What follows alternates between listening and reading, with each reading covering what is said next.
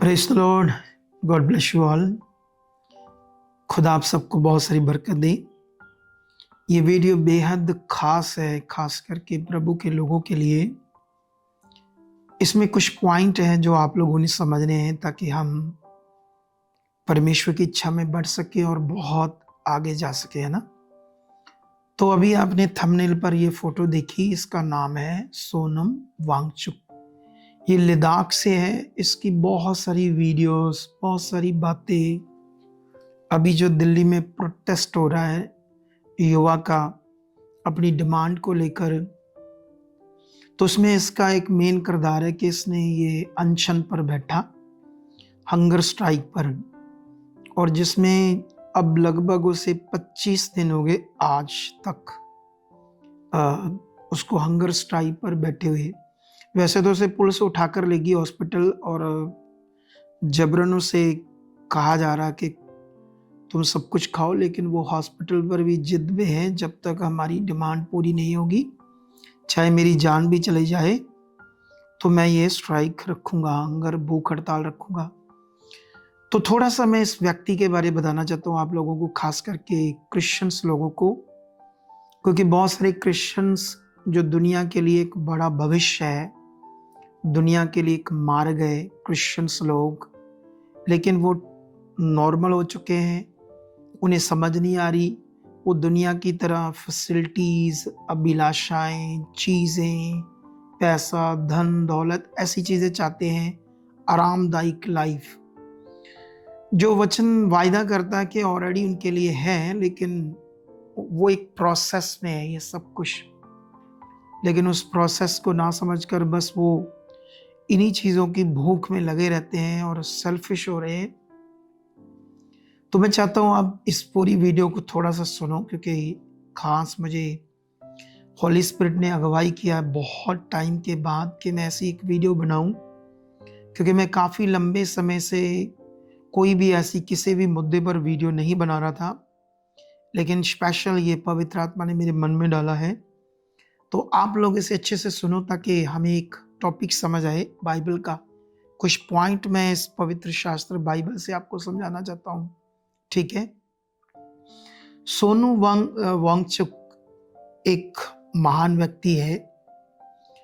जो 3 idiots film बनी थी, हम आमिर खान और कुछ और कैरेक्टर थे उसमें, इसी से प्रेरित होकर वो फिल्म बनी थी। लेकिन थोड़े दिन पहले आमिर खान का बयान आया, वो मुकर गया है, क्योंकि सरकार के डर से, क्योंकि हम जानते हैं हमारे देश का जो सिस्टम है वो क्या है। लेकिन इस बात को छोड़ो, मैं थोड़ा सा सोनम सर के बारे में बताना चाहता हूँ।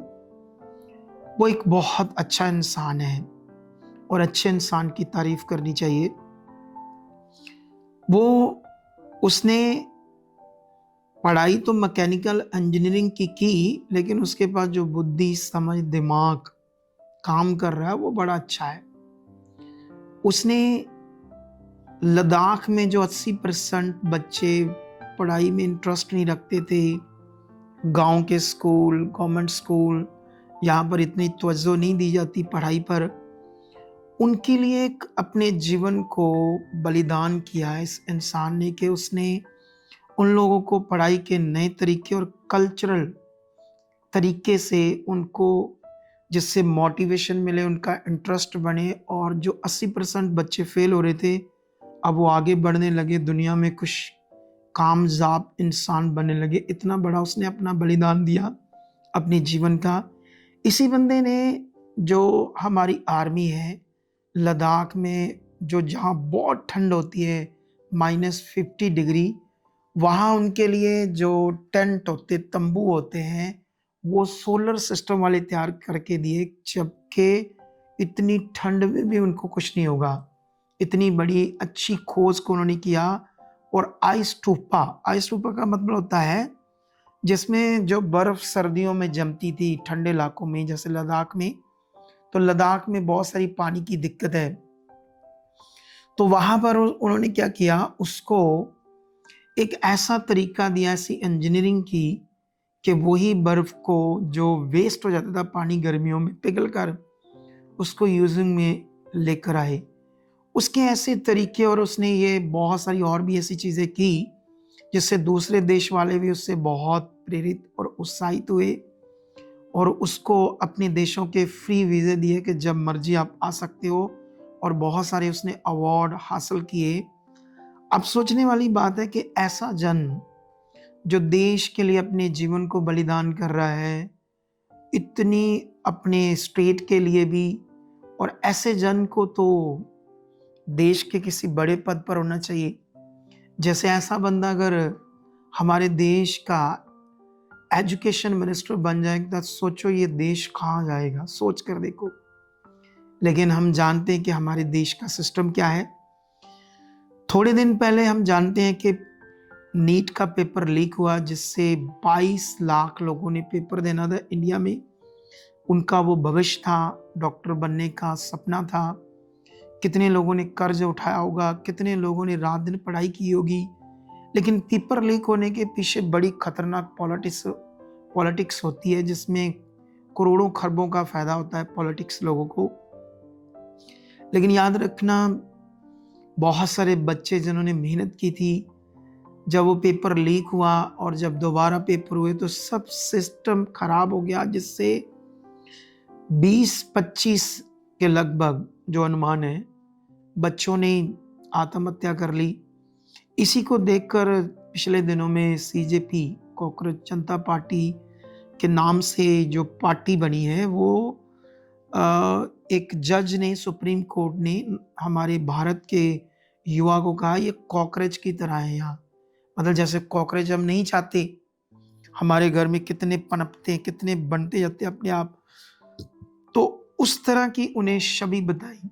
कितनी बेशर्म बात की, जिससे गुस्साए में आकर उन्होंने एक कॉकरोच पार्टी बनाकर इस देश में अपना मांग को, सिस्टम को सुधारने के लिए आगे आए। और जंतर मंतर में पिछले अभी कल जो था वो 20वां दिन था, मे बी, या उससे भी 1-2 दिन ऊपर हो सकते हैं, तो उन्होंने उनका साथ दिया सोनम सर ने, क्योंकि उनके लिए वो एक प्रेरणा का स्रोत भी था वो व्यक्ति। उससे सब युवा को एक मोटिवेशन मिला, एक स्ट्रेंथ मिली। लेकिन उसे, अब सोचो एक बंदा, क्योंकि मैंने कई सारी वीडियोस और देखी जिसमें डॉक्टर्स ने वीडियो बनाई, उसके लिए अच्छी वीडियोस। उन्होंने बताया कि जब एक बंदा फास्ट करता है, मतलब भूखा रहता है, तो तीसरे दिन उसकी शुगर खत्म हो जाती है उसकी बॉडी में। उसके बाद दिमाग जो है वो अपने आप को जिंदा रखने के लिए मसल खाना शुरू करता है।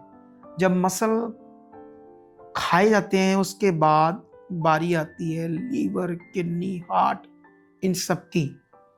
अब सोचो, ये बात तो खुद सोनम सर भी जानते हैं, क्योंकि इतना पढ़ा लिखा बंदा वो। लेकिन ये सब क्यों कर रहा था, वो ऐसा बलिदान क्यों दे रहा है? अब उसने ठाना हुआ कि अगर मेरी जान भी चले जाए, लेकिन मेरे बलिदान से, मेरी मौत से, जैसे भगत सिंह ने, हम जानते हैं कि इस देश को अंग्रेजों से आज़ाद करवाने के लिए उसने एक बम फोड़ा। बम उसने इसलिए नहीं फोड़ा था कि वो उनको मार दे, इसलिए ताकि वो मुझे पकड़ें और मैं अपनी बात मीडिया के सामने रख सकूं।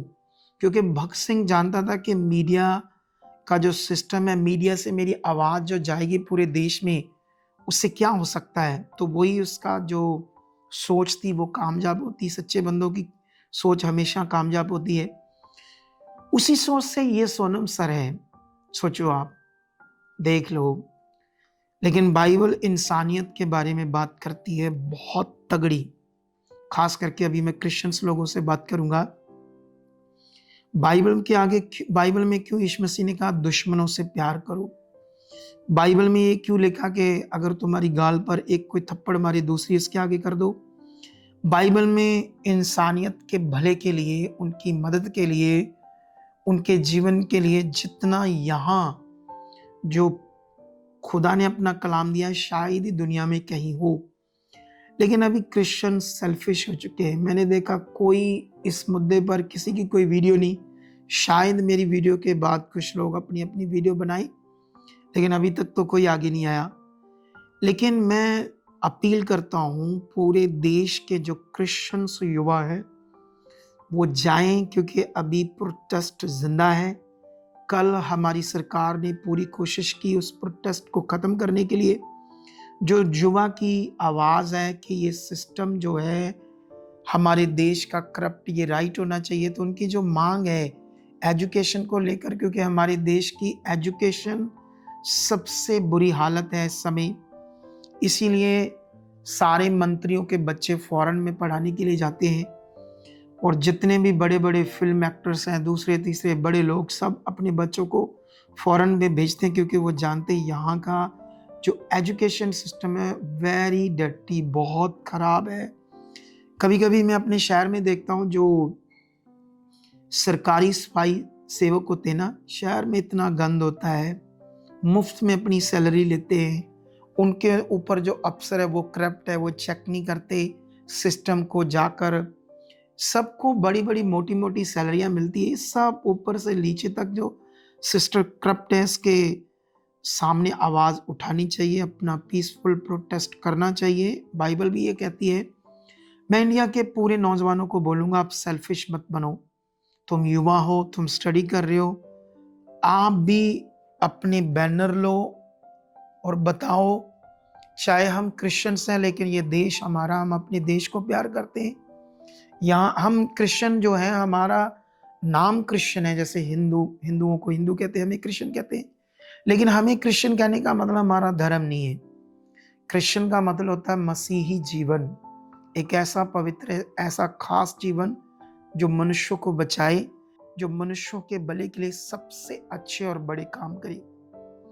अब मेरा पूरा मन है वहां जाने का, और मैं प्रार्थना कर रहा हूँ कि परमेश्वर मेरे लिए मार्ग खोले कि मैं भी उस प्रोटेस्ट में चाहे 1 दिन के लिए जाऊं, चाहे 2 दिन के लिए जाऊं, मेरा भी बड़ा मन है।